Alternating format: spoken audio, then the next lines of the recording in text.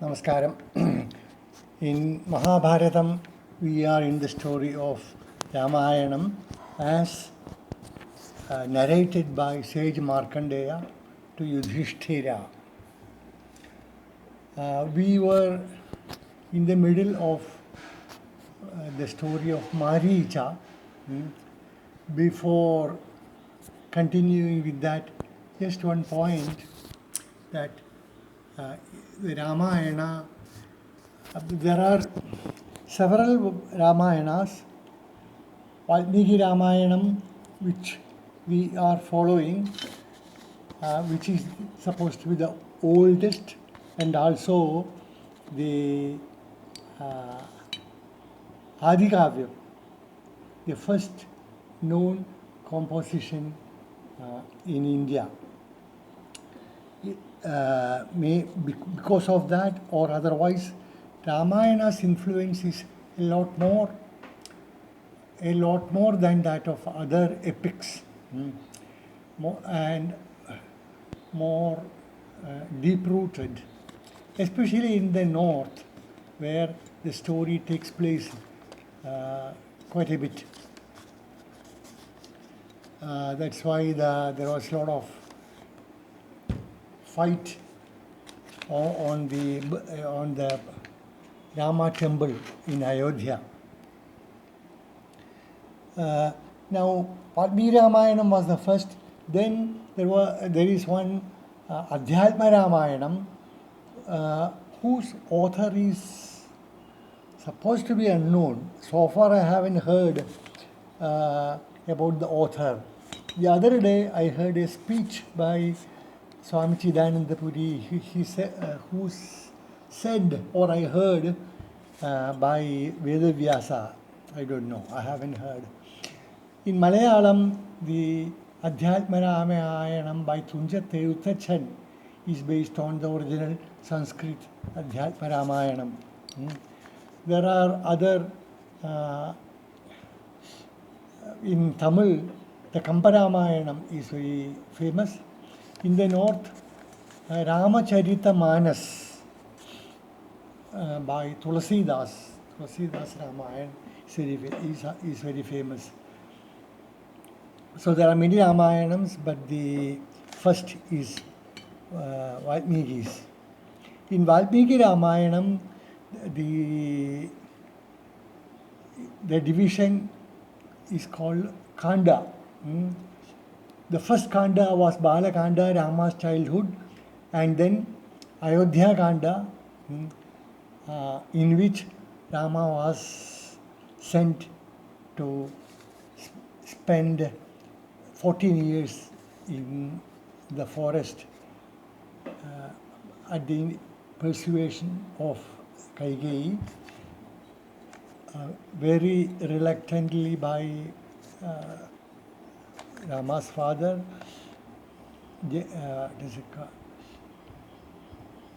Dasharatha. That was Ayodhya Kanda. We are in the third Kanda. It is the Aranya Kanda. The next one is Kishkindha, which soon we will. It was in Aranya Kanda when the story takes place where Sita was stolen by Ravana. And now soon Kishkindha Kanda will follow. So let's continue with the story of Maricha. I mentioned that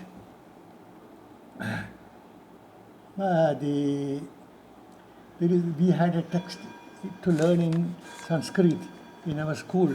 In the first sloka was Sulabha Purusha Rajan Satatam Priyavadina Apriyasya cha Pathyasya Vakta Shrota Chadurlabha. That is, I'm going to say something which may be unpalatable to you, but that is the truth, and it is for your benefit, which is rare in this world. Now, the essence of Maricha's advice to Ravana when he approached Maricha for help to steal Sita. Maricha said, "Don't. You are playing with fire. Don't cross the path of Rama at all. He's so dangerous. I have personal experience. The reason I have chosen this life of of a uh, of a sage is because of him. I was leading the life of a Rakshasa, normal life, but with Rama around, I couldn't afford that. Any day, any time, an arrow from him might end my life. That's why I decided to spend the rest of my life on meditation. So, those who have advised you to go near Rama, they are not your friends. But I am asking you, please don't do this. It's a mistake, grave mistake. But that advice didn't have any effect on Ravana. Ravana was already set his heart on Sita, whom he had not yet seen because of Shurpanakha's words. So, but Ravana, instead of being pleased with the advice, he was angry. He pulled his sword and said, "Look, you either follow my words, do as I say, or I shall chop off your head now." And Maricha said, "Either way, it is going to be end of my life. If I don't follow Ravana's words, I shall die now. If I do, then I am sure to meet with my death at Rama's hand. Which is better? I think death at Rama, who is a holy person, who is divine, who is godlike. I better die at his hands so that I will have a good life in heaven. But if I die at Ravana's hands, I shall go to hell." So that's why Maricha decided to do as Ravana said. So he took the appearance of a deer. He became a deer, not an ordinary deer, but golden in color, with very pretty looking spots, with the horns made of looking like shining like precious jewels. Every part of his was sparkling, and it would attract anyone's heart. So in that appearance, he went near Rama's hermitage, and Sita spotted Maricha.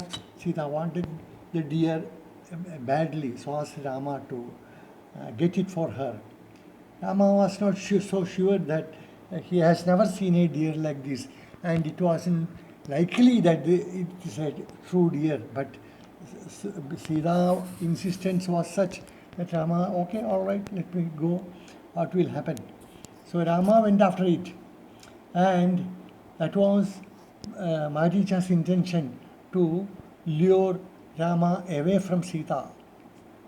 So Maricha will wait for Rama to be near him, then he will jump further and further away, and soon he could take Rama out of sight. And Rama tried to catch it all along, but failed, and then realized that this is not a deer. This is some demon, some Rakshasa guised as a deer. So it's a waste of time trying to catch it. So Rama drew his bow and sent an arrow to Maricha. It hit Maricha, and it hit the target with all force. Maricha knew he was dying, but he thought even at death, let him do a favor to Ravana. So he cried, imitating the voice of Rama, and he said, "Hey, hey, Sita, ha, Lakshmana." Just he said that, and it was loud enough for Sita to hear. And hearing that, Sita thought, "Oh, this is Rama's sound. What's happening? Is he in danger?" So Rama, before going, entrusted Sita to Lakshmana, saying, "Lakshmana, take care of Sita. Under no circumstance you should leave her. I am sure to return with the deer or without. So be by Sita's side until I come back." And Sita said to Lakshmana, "Lakshmana, look, your brother is in peril. He is in danger. Go and help him." Lakshmana said, "No, Devi, that's not possible. There is nobody on this earth who can pose a threat to Rama. I know him very well. So please don't. This is some trick, some deceit by the Rakshasas, the demons." But Sita took it to be true. Sita said, "No, Lakshmana, this is really Rama. I know his voice. He is in peril." And after some time, Sita got angry and she started accusing Lakshmana. "Lakshmana, you are purposefully not going. You want to make me your wife after your brother dies. Is that not your intention?"